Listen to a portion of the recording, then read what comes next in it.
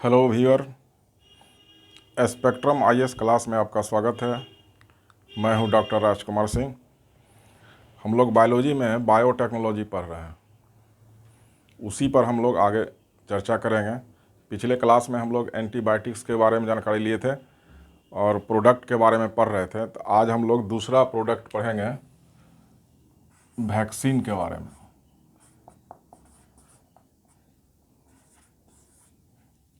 Hindi word है टीका। क्या है, किसने खोजा, जानकारी लेंगे। तो सर्वप्रथम एडवर्ड जेनर,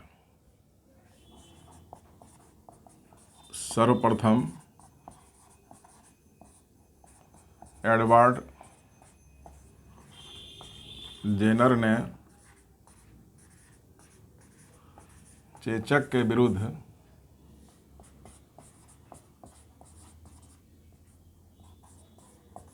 टीके का निर्माण किया।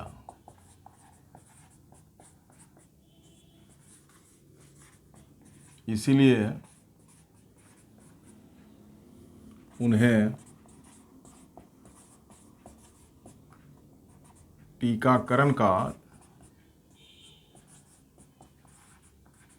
जनक भी कहते हैं।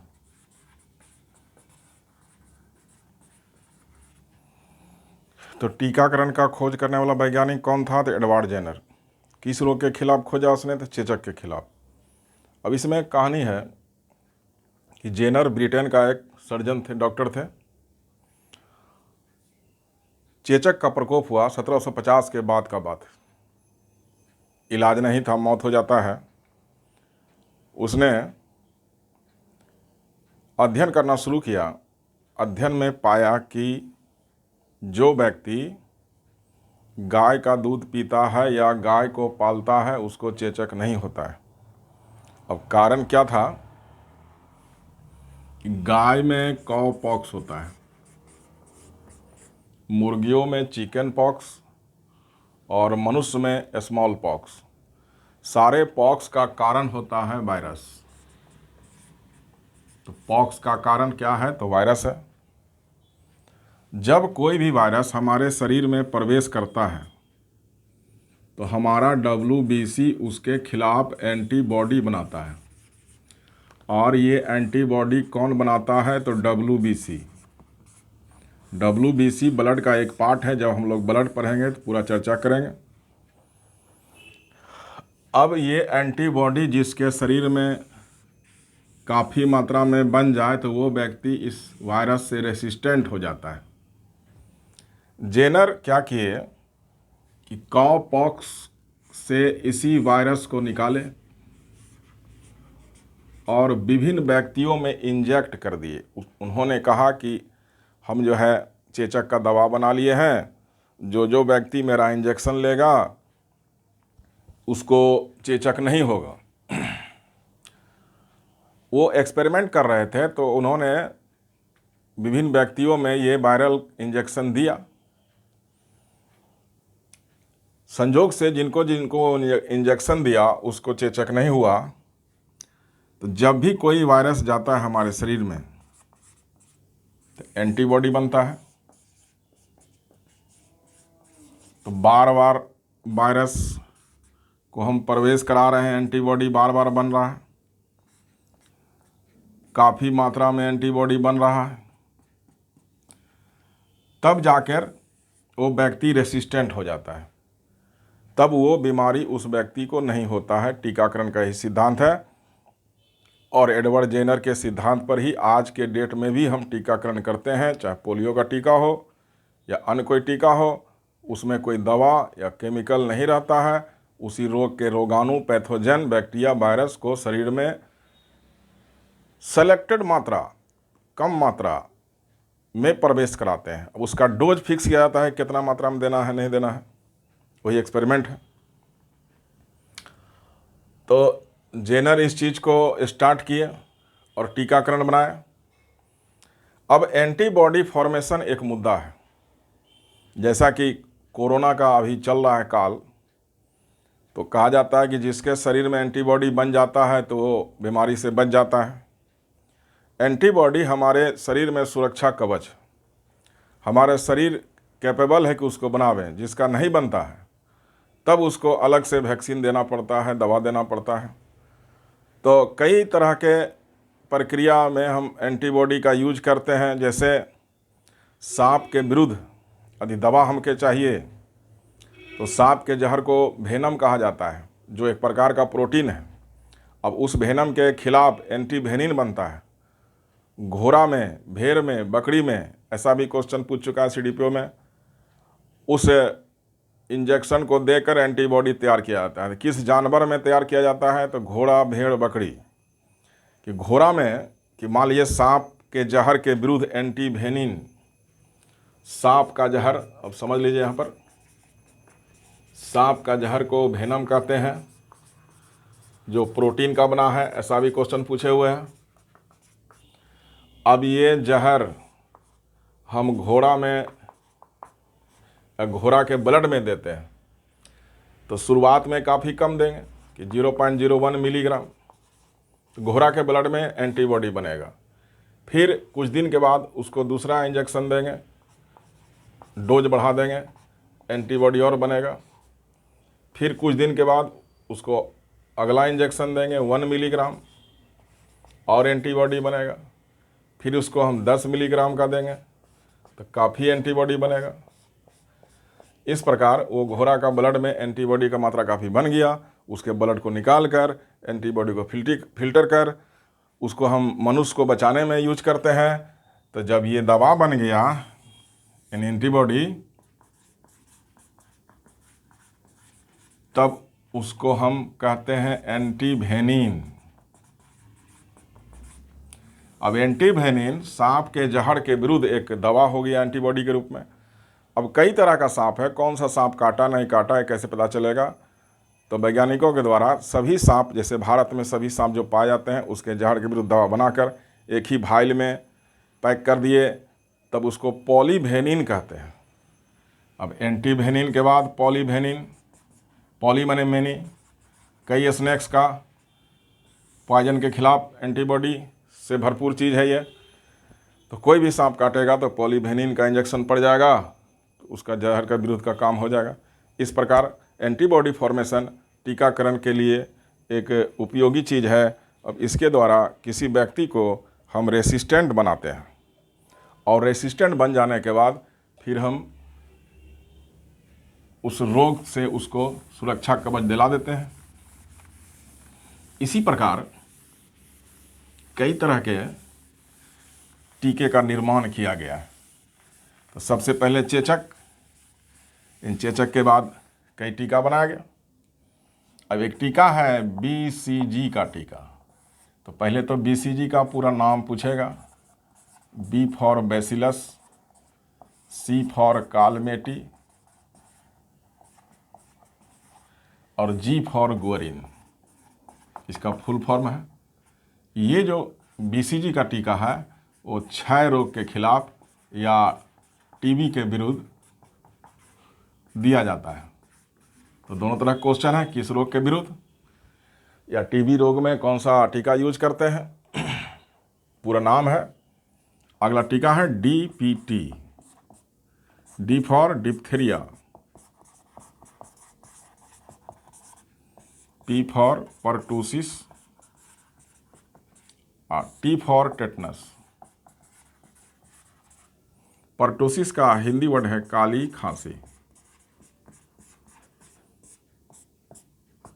यानी 3 रोग के विरुद्ध एक ही टीका को हम यूज करते हैं, इसलिए इसको ट्रिपल एंटीजन कहा जाता है। ट्रिपल एंटीजन DPT को कहा जाता है।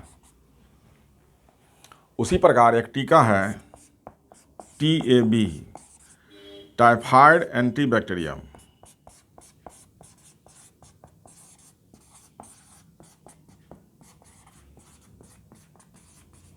ये टाइफाइड के खिलाफ, टाइफाइड के विरुद्ध ये चल रहा है। इस प्रकार हर रोग के खिलाफ हम कोशिश करते हैं कि टीकाकरण हो जाए। टीकाकरण होने से व्यक्ति रेसिस्टेंट हो जाता है तब वो बीमारी उसको नहीं होता है। इसके अलावा जो टीका है उसका नाम रोग के नाम पर, जैसे पोलियो का टीका,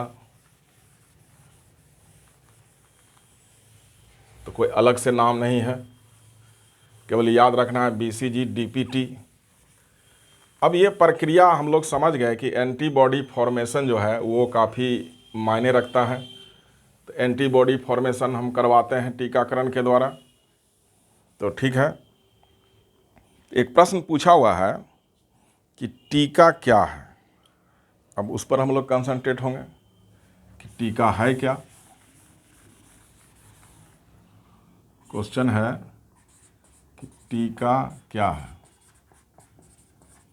चॉइस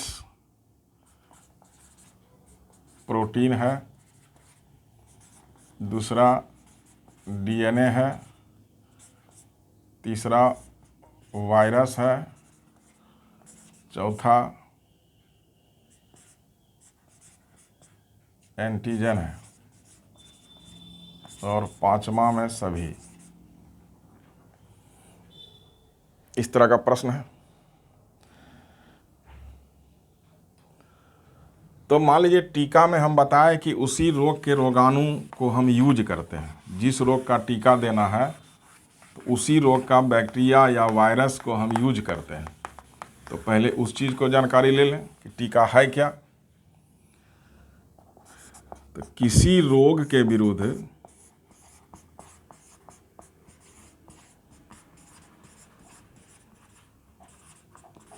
बनने वाले टीके में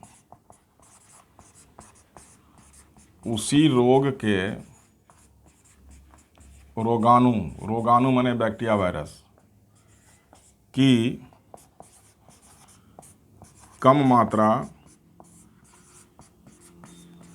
शरीर में प्रवेश कराई जाती है,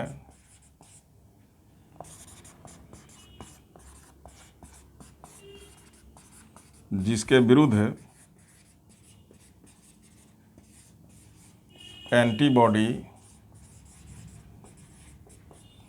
का निर्माण होता है,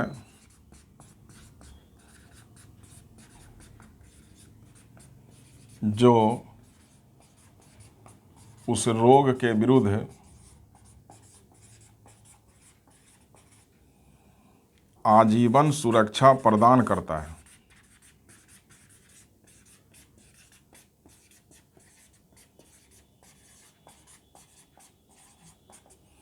उस रोग के विरुद्ध आजीवन सुरक्षा प्रदान करता है।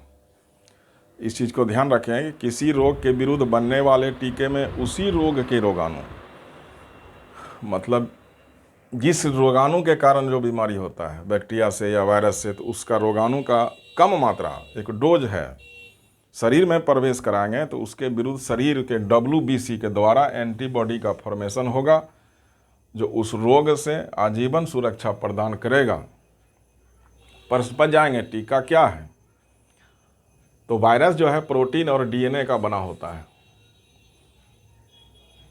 तो ये दोनों भी आंसर होगा, वायरस भी आंसर होगा, बैक्टीरिया भी आंसर होगा। एंटीजन यहाँ पर टर्म आया तो शरीर में बाहर से प्रवेश करने वाला हानिकारक पदार्थ एंटीजन के रूप में कंसीडर करते हैं। अब मान लीजिए पॉइजन है, हानिकारक है, सांप का जहर हानिकारक है, प्रोटीन का बना है, दूसरे का ब्लड है, दूसरे का अंग है, ये सब जो है बाहरी सबस्टांसेस के रूप में काउंट होते हैं जो हानिकारक होते हैं। बाहरी सबस्टांसेस हम लोग भोजन भी लेते हैं, तो ऐसा ज़रूरी नहीं कि भोजन एंटीजन के रूप में जाए और हम लोग उसका विरोध करें। उसमें जो पॉइजन है या इन्फेक्शन है, बैक्टीरिया, वायरल, फंगस इन्फेक्शन है, तो वो एंटीजन के रूप में कंसीडर होगा। और किसी भी एंटीजन के विरुद्ध जो है हमारे WBC के द्वारा एंटीबॉडी बनता है।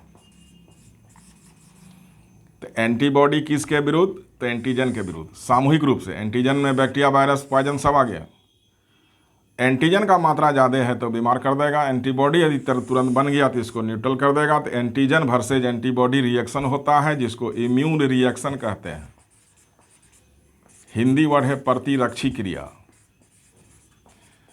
इम्यून रिएक्शन होता है हमेशा, यदि हम सक्सेस होते हैं उसी को इम्यूनिटी बोलते हैं। प्रतिरक्षा शक्ति जो है इम्यून रिएक्शन से डेवलप हुआ इम्यूनिटी, उसी के अध्ययन को इम्यूनोलॉजी भी कहा जाता है, प्रतिरक्षा विज्ञान। तो यदि हम गंदे जगह में क्रॉस कर रहे हैं, सांस ले रहे हैं, तो हमारे लंग्स में हजारों बैक्टीरिया प्रवेश करता है, तुरंत WBC एक्टिव होता है, उसको न्यूट्रल करने का प्रयास करता है। यदि वो एक्टिव हो गया बैक्टीरिया या वायरस या फंगस तो हमको बीमार कर देता है। यानी एंटीजन वर्सेस एंटीबॉडी ये युद्ध एक प्रकार से चलता है, और इसमें यदि हम कामयाब होते हैं तो बीमारी हट जाता है, नहीं कामयाब होते हैं तो बीमारी आ जाता है। तो ये टीकाकरण का ये सिद्धांत के रूप में है। अब कई टीका जैसे पोलियो, चेचक, ये सब सक्सेसफुल है। चेचक का उन्मूलन जो है भारत में पूरे विश्व में हो चुका है। तो ऐसा भी प्रश्न होगा कि किस रोग का उन्मूलन की घोषणा WHO के द्वारा कर दी जा चुकी है, तो सबसे पहले चेचक है, क्योंकि टीकाकरण का अभियान पूरे विश्व में WHO के द्वारा चलाया जाता है।